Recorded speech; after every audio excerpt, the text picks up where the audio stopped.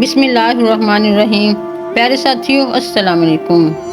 پیارے دوستو، اولاد آدم کا سب سے بڑا دشمن ابلیس جس کے شر اور وسوسوں سے دنیا کا کوئی بھی شخص محفوظ نہیں رہ سکتا۔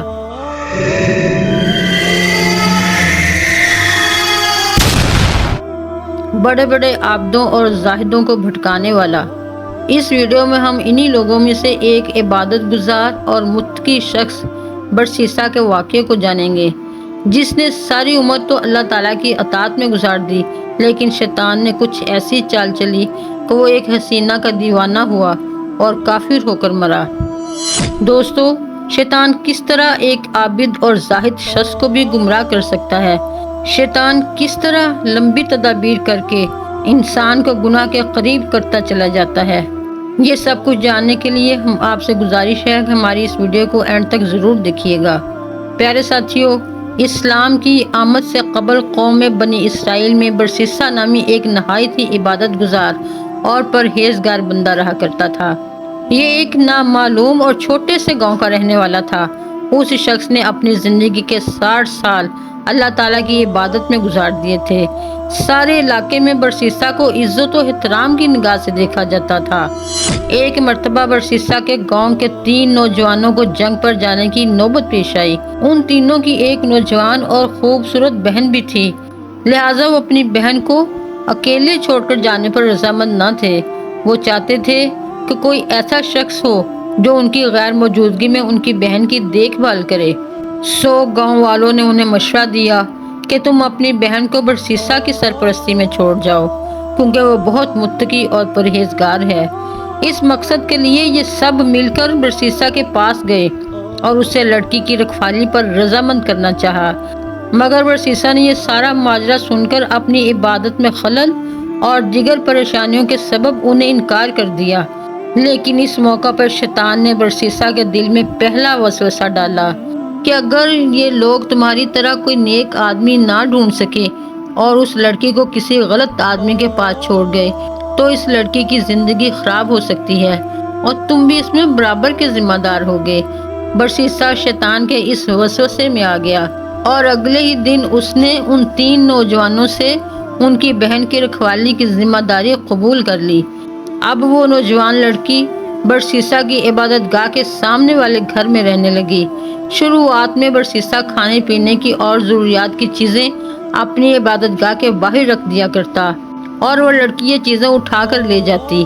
ایک دن شیطان واپس آیا اور اس نے برسیسا کے دل میں یہ خیال ڈالا کہ کیوں نہ تم کھانے پینے کی چیزیں لڑکی کے گھر کے دروازے پر رکھ دیا کرو، اس طرح اسے خود چل کر تمہاری عبادت گاہ نہ آنا پڑے گا اور وہ لوگوں کی نگاہ سے بھی محفوظ رہے گی۔ برسیسا اس بات پر راضی ہو گیا اور کھانا پینا اس لڑکی کے دروازے پر رکھنا شروع کر دیا۔ کچھ دن بعد شیطان دوبارہ برسیسا کے پاس آیا اور اس سے کہا کیوں نہ یہ کھانا اس لڑکی کے گھر رکھا ہو، کیونکہ اس طرح وہ دروازہ کھولنے اور باہر نکلنے کی زحمت سے بھی بچ جائے گی اور کسی انسان کی نظروں میں آنے سے بھی بچی رہے گی۔ برسیسا کو شیطان کی یہ بات بھی بہت بھلی معلوم ہوئی اور اس نے کھانا پینا اس لڑکی کے گھر کے اندر رکھنا شروع کر دیا۔ کچھ عرصہ گزرا تو شیطان دوبارہ واپس آیا اور اس بار شیطان نے برسیسا سے کہا کہ وہ لڑکی دن رات اکیلی رہتی ہے، کہیں تنہائی سے اکتا کر بیمار نہ ہو جائے۔ تمہیں چاہیے کہ تم کبھی کبھی اسے بات چیت کر لیا کرو، اس طرح تم اسے عبادت کی طرف بھی راغب کرو اور نیکی کی طرف بلاؤ۔ برسیسا کو شیطان کی یہ بات بھی بہت پسند آئی اور اس نے دروازے کے پیچھے سے بات چیت کرنا شروع کر دی، لیکن اس طرح گفتگو کرنے کے لیے ان دونوں کو بلند آواز میں بولنا پڑتا اور دونوں کو کوفت ہوتی۔ اب شیطان نے برسیسا سے کہا کہ تم لڑکی کو اچھی اچھی باتیں سکھا رہے ہو اور وہ خود بھی عبادت کی طرف راغب ہو رہی ہے، تو اس میں حرج ہی کیا ہے کہ تم اس کے کمرے میں اسے یہ سب باتیں بتایا کرو۔ پھر برسیسا نے شیطان کی یہ بات بھی مان لی اور آخر کار شیطان ان دونوں کو ایک ہی چھت کے نیچے لانے میں کامیاب ہو گیا۔ کچھ دن اس طرح نیکی کی باتیں کرتے گزرے اور پھر دونوں کے درمیان آتش عشق بڑھنے لگی۔ وہ نوجوان لڑکی برسیسا کو اپنے حسن، ادائیں اور جلوے دکھانے کا کوئی موقع ضائع نہ کرتی۔ ادھر برسیسا کی نگاہیں لڑکی کے حسن سے نہ ہٹتی۔ یوں چیزیں بگڑتی چلی گئیں اور یہ دونوں زنا کے عمل میں مبتلا ہو گئے۔ کچھ عرصہ اسی طرح گزرا اور پھر لڑکی حاملہ ہو گئی۔ جلد ہی اس نے ایک بچے کو جنم دیا۔ اب شیطان دوبارہ برسیسا کے پاس آیا اور اسے ملامت کرنے لگا کہ یہ تم نے کیا غضب کیا؟ یہ بچہ تو تمہارے گناہوں کا منہ بولتا ثبوت ہے۔ تم اس بچے کو قتل کر دو ورنہ اس لڑکی کے بھائی تمہیں قتل کر دیں گے۔ لہٰذا برسیسا نے اس نومولود بچے کو قتل کر دیا اور اس کی لاش کو اسی کمرے میں دفنا دیا جہاں وہ لڑکی رہا کرتی تھی۔ اپنے بچے کی موت کے بعد وہ لڑکی گمسم اور غمگین رہنے لگی۔ لہذا شیطان نے دوبارہ برسیسا کے دل میں یہ خیال ڈالا کہ تم کیا سوچتے ہو کہ اپنے بچے کی موت پر یہ لڑکی خاموش بیٹھے گی؟ یہ کسی نہ کسی کو اس راز سے ضرور آگاہ کرے گی۔ سو برسیسا نے اس لڑکی کو بھی قتل کر ڈالا اور اسے اس کے بچے کے ساتھ دفنا دیا۔ کچھ عرصہ بعد اس کے بھائی جب جنگ سے واپس لوٹے تو برسیسا نے انہیں بتایا کہ بیماری کے سبب ان کی بہن اس دنیا سے جا چکی ہے۔ وہ ناچار روئے دھوئے اور اس کے لیے دعائیں مانگی اور اس کی قبر کی زیارت کے بعد واپس چلے گئے۔ برسیسا کے تقویٰ اور پرہیزگاری کی شہرت ہی کچھ ایسی تھی کہ کسی نے بھی اس پر شک نہ کیا۔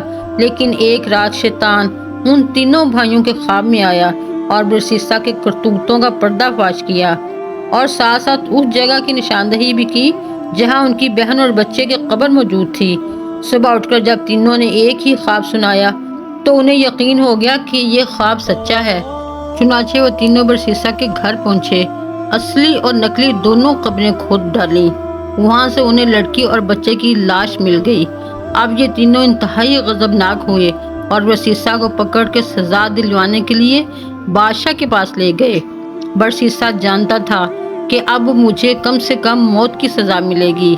شیطان اب آخری مرتبہ برسیسا کے سامنے ظاہر ہوا اور اب اس نے برسیسا سے اپنی اصلیت سے آگاہ کر دیا اور یہ مشورہ دیا کہ اگر وہ اس سزائے موت سے بچنا چاہتا ہے تو شیطان کو اپنا آقا مان کر اسے سجدہ کرے۔ برسیسا نے موت کے ڈر سے یہ عمل بھی انجام دے دیا اور شیطان کو سجدہ کر بیٹھا۔